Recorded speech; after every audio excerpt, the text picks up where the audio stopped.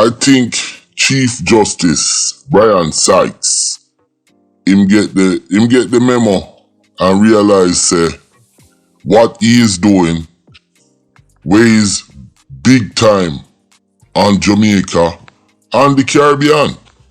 Now, it says that Brian Sykes, Chief Justice, the only judge in the Klansman trial, is satisfied that Andre Bryant is the leader of the gang, and he's satisfied that the Klansman gang do exist according to the evidence. Now, I want to talk about that and Brian Sykes a little bit more. So, let's go.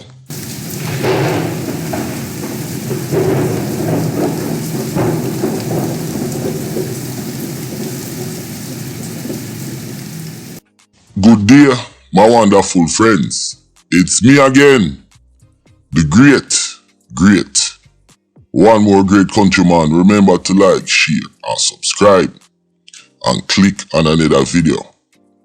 Now, Chief Justice Brian Sykes, he said that he is convinced that the Klansman gang exists and Brian is the leader. But I think there's gonna be some problems in this case for the future in terms of appeal. And I'm gonna talk a little bit about that. Trial Judge Justice Brian Sykes, he made an assessment today in front of the courts. The judge, who indicated that the end is in sight for the long-running trial, shared his finding after assessing count 1 of the indictment, which he said Brian was the lone leader of the gang and that the gang exists. Now, to me, this is a problem in terms for the courts, because the fact the judge could come out and make this assessment before the end of the trial, guilty or not guilty, it seems like this is a puppy show thing. You know, I am not no legal scholar, but what I'm saying is, this is what the judge said, you know. He said the end is in sight, and his finding after assessing count 1 of the indictment, which charges Brian alone with the offense of leadership, he is satisfied with that. To me, that's a problem. The judge also said that he found the testimony of the 2 Crown witness, the ex-gang member them, very credible. But throughout the trial, it seems like he didn't want to believe the witness. It seems like him get the memo. Him say him satisfied with the criminal standard of the evidence, and he said the organization in his mind do exist.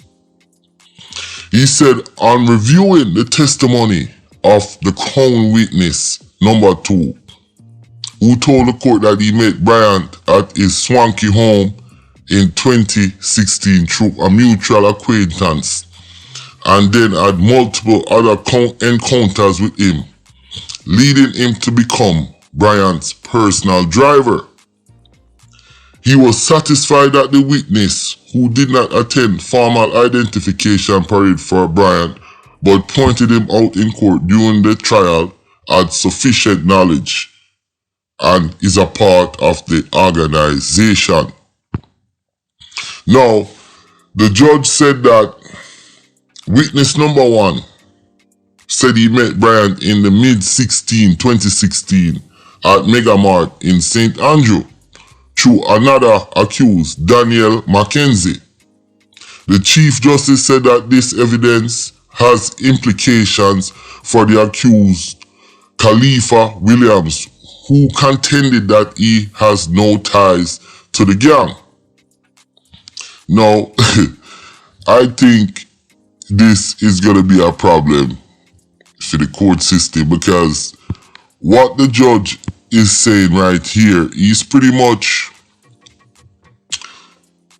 giving a verdict and the trial is not finished, in my opinion. I don't know, you understand? Jamaican laws, it's a little bit awkward and weird, but I feel like what he's saying here, it gives the defendant them a chance to appeal. And like I said before, number one, this shouldn't be one judge sitting over a 28-33 member trial defendant with hundreds and hundreds of charges. I don't know if he could make a really unbiased decision. I am going to play this clip right here to refresh your memory on the witness and the attorney them a question them. Check this out.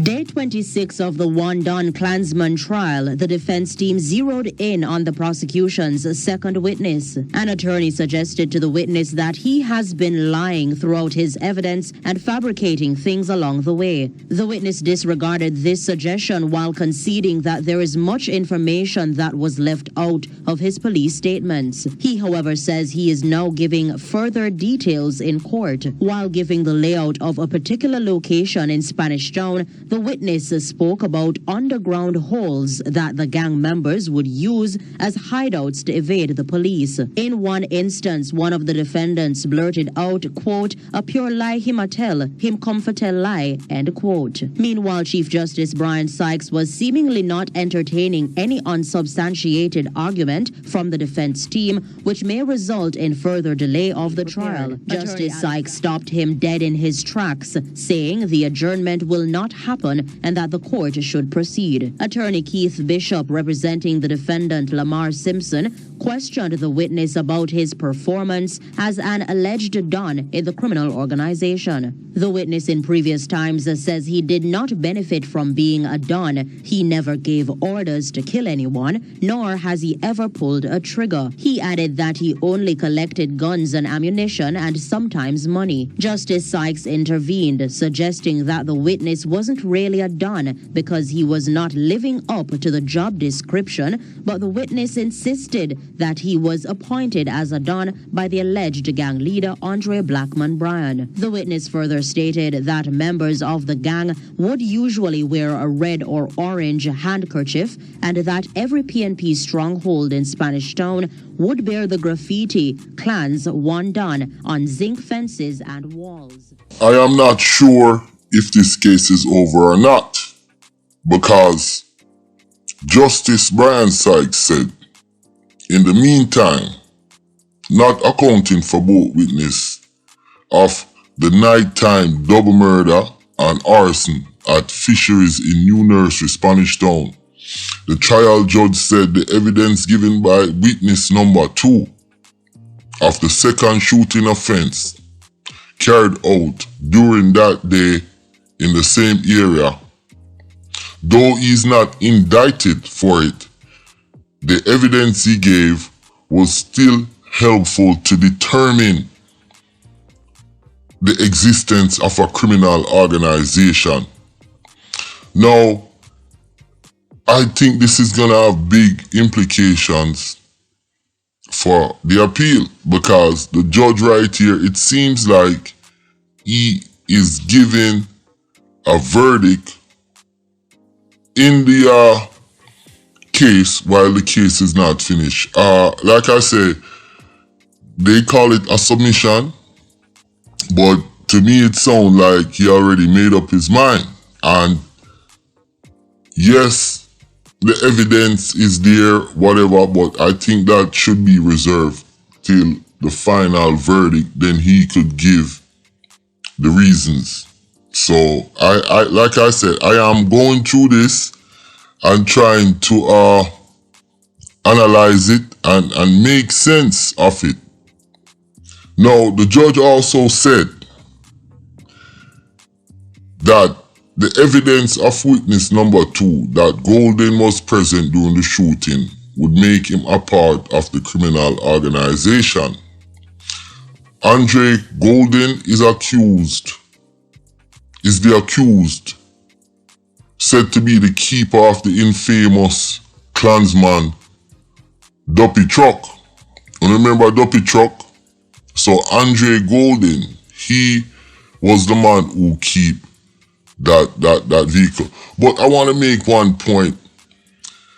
Witness number 2, he said that Andre used to come to his house because he has a swanky house, and you used to have like 2 to 3, sometimes 4 of the Klansman them standing guard, you know.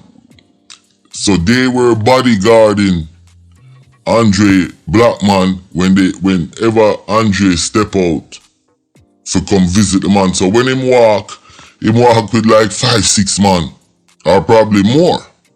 And that's what it seems like to me. Now, the judge said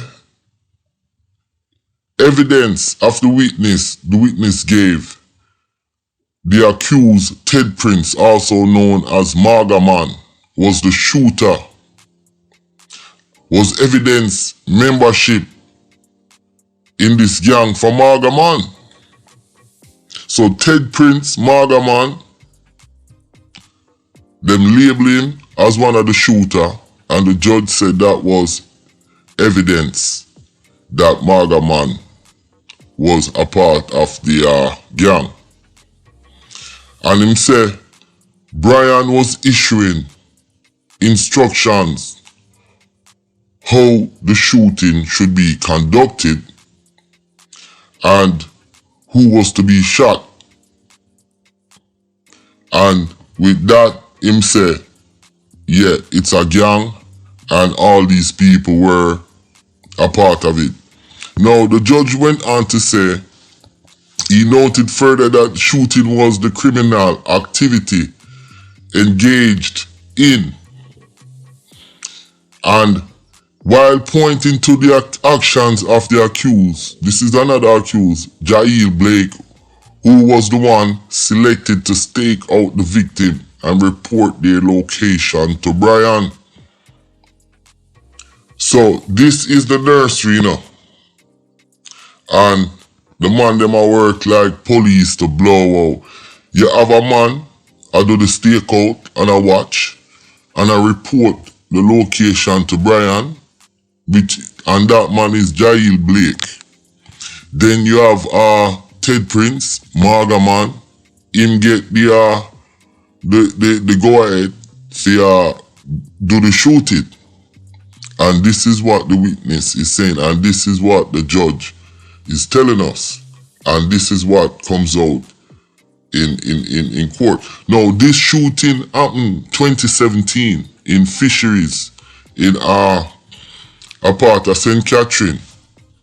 You understand?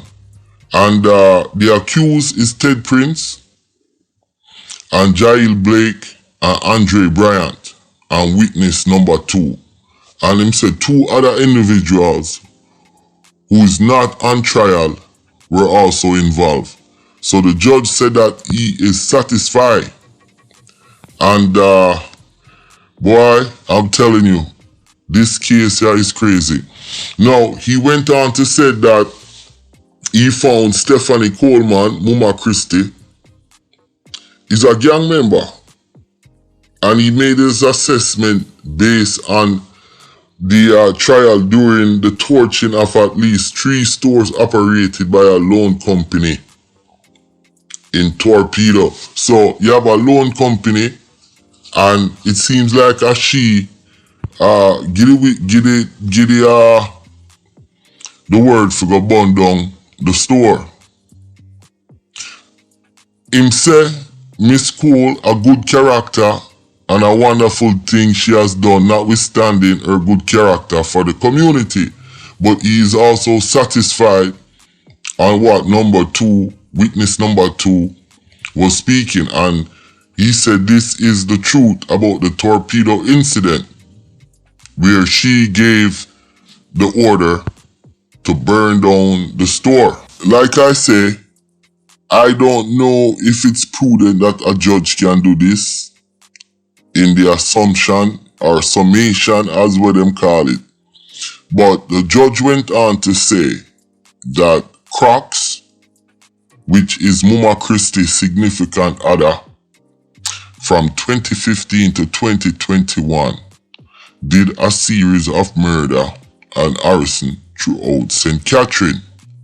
And witness number 2 told him that, and he is satisfied. So he's doing the breakdown. So I am going to wrap this up, but my question is, do you think it's okay for the judge to be giving this kind of information and the trial is not finished? Shouldn't he wait until the end of the trial? That's the question I'm asking. My name is Countryman. Please remember to like, share, subscribe, and click on another video.